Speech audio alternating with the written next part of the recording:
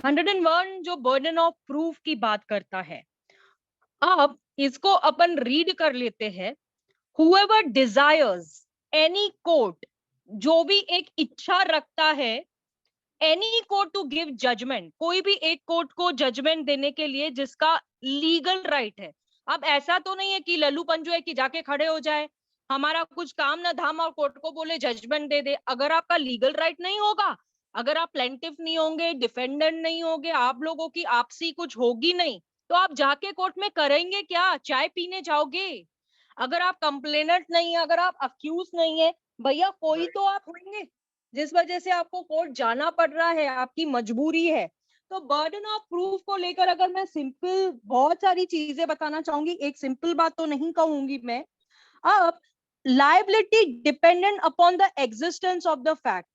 देखो, existence of the fact की बात कर रहा है, यानी एविडेंस की बात कर रहा है। एविडेंस फैक्ट है, फैक्ट एक सब्सटेंस है।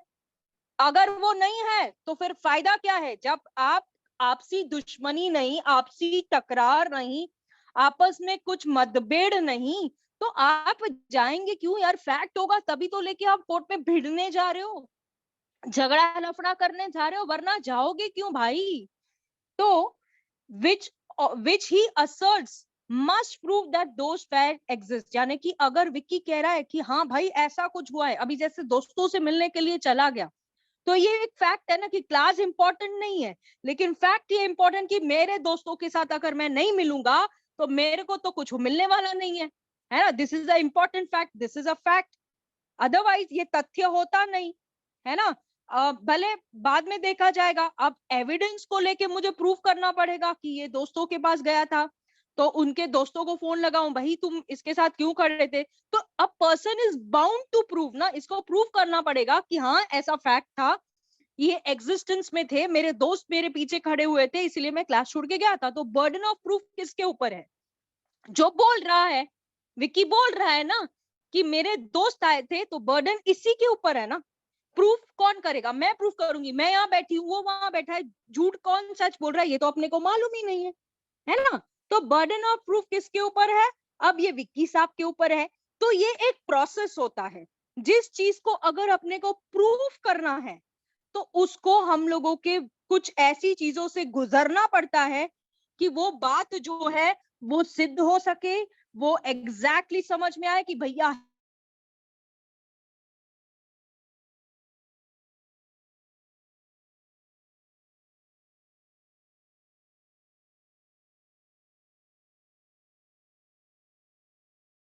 38 का केस जो होता है ना, पूरा का पूरा इन्हीं के ऊपर टिकता है। बताती हूँ कैसे। दूसरा आता है क्रिमिनल में। क्रिमिनल क्या बोलता है? रीजनेबल डाउट की बात करता है, ठीक है? अब जब तक अ पर्सन इज नॉट गिल्टी, उसको अपन अक्यूज बुलाते ए, तू तो अक्यूज्ड है, अरे तू तो अक्यूज्ड है। But is he guilty? Is he prove to be guilty? क्या उसको जजमेंट में ऐसा दिया गया है कि ये एक गिल्टी है, इसने क्राइम किया है, ये एक आरोपी है, ये एक अक्यूज्ड है? ऐसे किधर हुआ है क्या? नहीं हुआ है। तो बर्डन किसके ऊपर है? पहले तो ये बात है ना। तो यहां पर मैं आपको बता दूं कि एक 138 का केस है। अब कंप्लेनेंट ने ये जो केस किया हुआ रहता है, तो कंप्लेनेंट क्या करता है? प्रोसिक्यूशन अपनी स्टोरी बनाता है, ब्ला ब्ला ब्ला ब्ला ब्ला ब्ला। हाँ मैं यहाँ था, मैं ये किया, मैं वो किया, पता नहीं क्या क्या क्या क्या, किस तरह की बातें। तो अगर मैं आपको बता दूं कि जो 138 का केस नेगोशिएबल इंस्ट्रूमेंट एक्ट का केस होता है। अब अगर आप लोगों की लायबिलिटी बनती होगी तो आप लोगों के चेक एक्सचेंज हुए रहेंगे, है ना? जब तक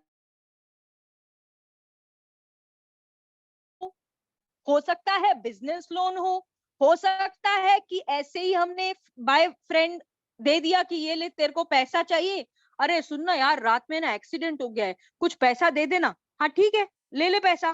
तो this is what it happens. तो ये जो बर्डन होता है उसके ऊपर होता है जो ये बात बोल रहा है कि मेरे से इसने पैसा लिया। उसने लिया कि नहीं लिया ये तो दूसरी बात है। अक्यूज को तो बाद में, अक्यूज तो बेचारा चुप करके बैठता है, उसको तो बोला जाता है तू गोंगा बन, तू पोंगा पंडित बन जा, तू चुप करके बैठ, तू कुछ मत बोलना, ना इधर देखना ना उधर देखना, बोलना मेरे को तो मालूम ही नहीं है, ये सुमड़ी में मुमड़ी करेगा बैठ के, है ना। तो यहाँ पर अक्यूज को तो बाद में प्रूफ करने का है ना। तो यहाँ पर जो प्रीपोंडेरेंस और प्रोबेबिलिटीज का जो केस होता है, ठीक है। अब सिविल में और क्रिमिनल में, सिविल में आया हेलो हेलो, मैं आया, प्लेंटिफ आया, है ना। सिविल में कौन आता है? वादी, प्लेंटिफ। क्रिमिनल में कौन आता है? पहले कंप्लेनेंट। ये लोग जब कोई चीज लेके आते हैं तब तो डिफेंडेंट आएगा, तब तो अक्यूज्ड आएगा, वरना इन दोनों का काम क्या है? वरना इन दोनों का लेना क्या देना? कुछ भी नहीं। क्या मतलब है? कोई मतलब नहीं है ना, देखा जाए तो यहाँ पर जो बर्डन होता है सिविल में प्लेंटिफ के ऊपर होता है और क्रिमिनल में प्रोसिक्यूशन के ऊपर होता है। तो बियॉन्ड द रीजनेबल डाउट, अगर कोई चीज हमको प्रूफ करनी है तो पहले तो हमको प्रूफ करनी पड़ेगी, वरना तू कौन, तेरा क्या, हम तो तुझे जानते ही नहीं। तो ये बर्डन ऑफ प्रूफ दिखने में बहुत ऐसे छोटू सा है, पर इसके जो बहुत सी ऐसी चीजें हैं, मैं और भी आपको बताऊंगी कि जो बर्डन ऑफ प्रूफ है वो कहाँ कहाँ लगता है। अभी एविडेंस जो है ना, यहाँ से जो अपना पार्ट स्टार्ट होता है, पार्ट नंबर 3, ये एक्चुअल में कोर्ट प्रैक्टिस है। जिन जिन को कोर्ट प्रैक्टिस है, जिन जैसे राष्ट्रीय हो गया, जिन जिन को मालूम है ना कि कोर्ट में कैसा होता है, तो उन लोगों को ये बहुत सारी चीजें यहाँ पे पता होगी। मैं ऐसे नहीं कह रही हूँ, बिल्कुल भी ऐसा भी बिल्कुल नहीं कहूंगी। अब क्रिमिनल केस में क्या होता है, जो मैंने कहा बियॉन्ड द रीजनेबल डाउट, अगर कोर्ट को लगता है कि भाई he should be released, he should be release, he should not be punished, court को ऐसे लगता है, अगर बर्डन ऑफ प्रूफ, क्या बर्डन ऑफ प्रूफ शिफ्ट नहीं होता, यहां से वहां खेलता नहीं है, कभी इधर कभी उधर। वो तो अपन देखेंगे आगे चल के, जब अपन 102 में आएंगे तब ये सारी छोटी छोटी चीजें तो अपन देखेंगे। लेकिन यहाँ का जो एग्जाम्पल है, A desires a court to give a judgment that B shall be punished for a crime which A says B has committed. अभी ये प्रूफ कौन करेगा? ये प्रूफ कौन करेगा कि इसने क्राइम किया भी है या नहीं? तो A must prove now that B has committed a crime. जब तक A प्रूफ नहीं करेगा B ने कमिट किया है, तो कोर्ट क्या पागल है क्या बैठ के ये सब करने के लिए? कोर्ट बोलेगी मेरे को क्या मालूम, तुम मेरे पास क्यों आए हो, you tell me no what it is. तो बर्डन ऑफ प्रूफ में ओनर्स ऑफ प्रूफ भी होता है ना। तो burden of proof is upon the person who has to prove a fact. It does never change, कभी भी फैक्ट चेंज नहीं होता। इसके दो मीनिंग है।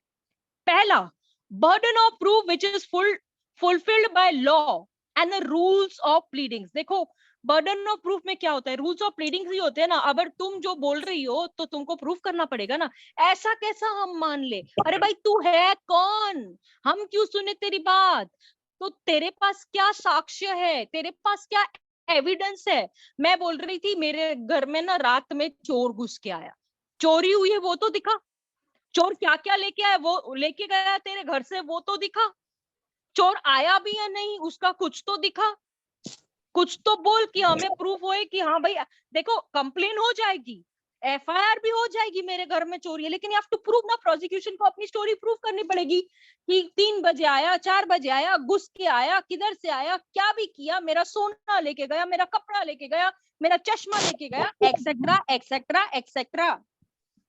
तो here the second part is onus of proof which is discharged by adducing evidence, जो कि onus के बारे में बताता है ना। onus of proof is always changing, इसकी टोपी उसके सर, वो कभी यहाँ कभी वहां, कभी इधर कभी उधर, ठीक है। तो यहाँ पर जो बर्डन होता है वो कभी भी चेंज नहीं होता, burden of proof never ever changes.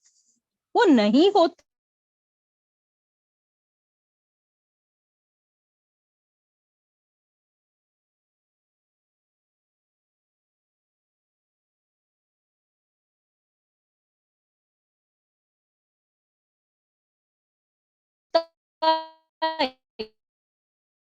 To 1340, एक बार देख लेना, ऐसे तो बहुत बहुत बहुत बहुत सारे केसेस है। दूसरी बात मैं आपको बर्डन के लिए और भी कुछ बताना चाहती हूँ कि जो एक पार्टी अगर सूट लेकर आती है तो ऑफ कोर्स ना उसके ऊपर ही बर्डन होता है, भाई तू सूट लाई क्यों, अरे मेरा ना जो बाजू वाला है ना वो मेरे इधर ना कपड़ा गिरा रहा है, अरे मेरे इधर ना पानी गिरा रहा है, अरे मेरे इधर ना ये प्रॉब्लम क्रिएट कर रहा है। If you saying this, just prove it, just prove it. What do you mean then? Factum probandum, factum probanda probandum जब आ जाता है ना तो ये सारी चीजें ना हम लोगों को काटने के लिए आ जाती है। This is just interchanging to each other, ठीक है। यहाँ पे कंट्रीब्यूशन होता है कि बर्डन किसके ऊपर है। देखो शिफ्ट तो बाद में होगा, लेकिन पहले जो बोल रहा है वो तो अपनी औकात दिखा दे कि मेरी ये औकात है, ये हुआ है, ये फैक्ट की बात कर रहा है, ये एविडेंस की बात कर रहा है। कच्ची बात मत करो, प्रूफ है तो पक्की बात करेंगे,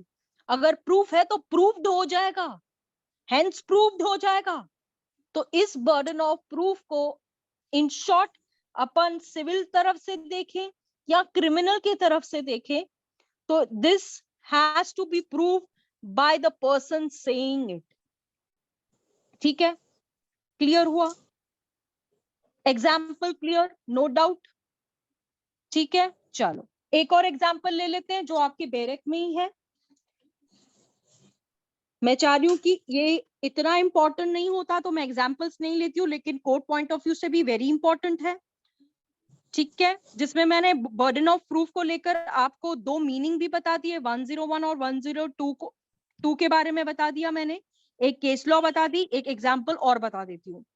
A desires a court to give a judgment that he is entitled to a certain land in the possession of B by reason of facts which he asserts he denies to be true। तो कौन prove करेगा? तो ए को prove करना पड़ेगा ना ये सारे फैक्ट्स को। जब तक ए प्रूफ नहीं करेगा तो जजमेंट को देगा कहां से, है ना? क्लियर? चलिए नाउ कमिंग टू 102। अब एक तो रिबर्टेबल प्रिजम्पशन, इरिबर्टेबल प्रिजम्पशन, इसका हम लोग शाल ये सब पढ़ के आए, है ना। मे और शल का गेम जो कैरम बोर्ड में जब रानी जाती है तो ये तो शाल प्रिजम्पशन है, जब कैरम बोर्ड में रानी गई तो शाल प्रिजम्पशन है। मे काली गोटी भी जा सकती है, व्हाइट गोटी भी जा सकती है, एनी कैन टू। ना ओनर्स की बात अगर मैं करूं ना तो ओनर्स भी यही गेम खेलेगा हमारे साथ में। तो क्रिमिनल केसेस में प्रोसिक्यूशन जो भी इंग्रेडिएंट्स बना के आया है, कड़ी बना के आया तो कड़ी में कौन सी चीजें डाल के आया है ना, ये तो उसको प्रूफ करना पड़ेगा भैया। लेकिन ये तो ऐसा है ओनर्स, या तो आप प्रूफ करो या तो सामने वाला करेगा। कहीं ना कहीं ये आंख मिचोली का काम है। ये जो प्रूफ करने की बात होती है किसी पर्टिकुलर फैक्ट को, किसी पर्टिकुलर पर्सन को लेकर, हमने सेक्शन नंबर 39 ऑफ सीआरपीसी में कुछ तो पढ़ रखा होगा इसको, कि जो बताता है कि जो भी पर्सन इंफॉर्मेशन देता है, कोई ऐसा ऑफेंस हुआ है किसी भी नियरेस्ट पुलिस स्टेशन को या मैजिस्ट्रेट को, और उसके ऊपर बर्डन हो जाता है, अगर वो किसी चीज को रीजनेबली एक्सक्यूज कर रहा है कि भाई नहीं नहीं नहीं भाई नहीं होएगा, तो अगर क्रिमिनल केस है तो जो बोल रहा है द प्रोसिक्यूशन उसको अपनी स्टोरी क्रिएट करे या बनाए या जो भी करे, अपने को उससे वास्ता नहीं है। अपने को वास्ता है कि प्रूफ करने की बात है, 102 प्रूफ करने की बात है। जो भी तुम कोट कर रहे हो, जो भी तुम बोल रहे हो, बड़ी बड़ी बातें तो बहुत बड़े देशों में होती है, लेकिन ओनस तो कीप्स ऑन शिफ्टिंग, ये तो हमने पहले ही बता दिया।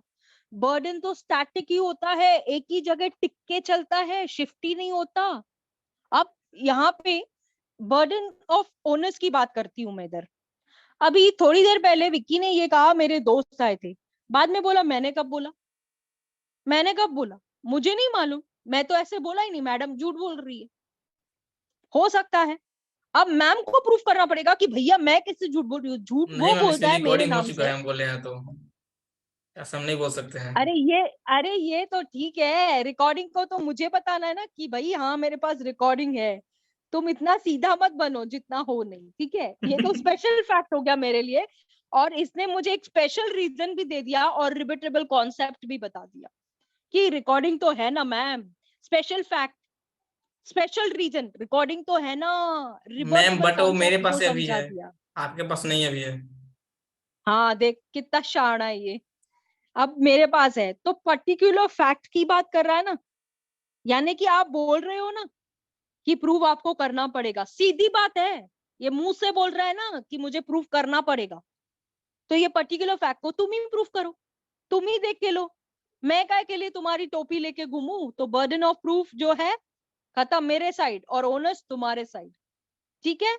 चलिए अब एग्जाम्पल के तौर पे जैसे इस 102 में एक एग्जाम्पल लिया जाता है कि कोई एक मूवी है जिसमें वो बोलता है कि मैं एक बिलेनियर हूँ, मिलेनियर हूँ, और वो बोलता है कि मैं तो इसका चाचा हूँ। तो चाचा अगर प्रूव कर लेगा कि मैं चाचा हूँ तो वो मिलेनियर नहीं बिलेनियर बन जाएगा, because he has to prove कि मैं इसका चाचा हूँ, बिकॉज उसके पास क्या था, बहुत सारा पैसा था। अगर उसके पास बहुत सारा पैसा था तो इसको प्रूव करना पड़ेगा कि मैं इसका चाचा हूं, तो वो पैसा सीधा मेरे जेब के अंदर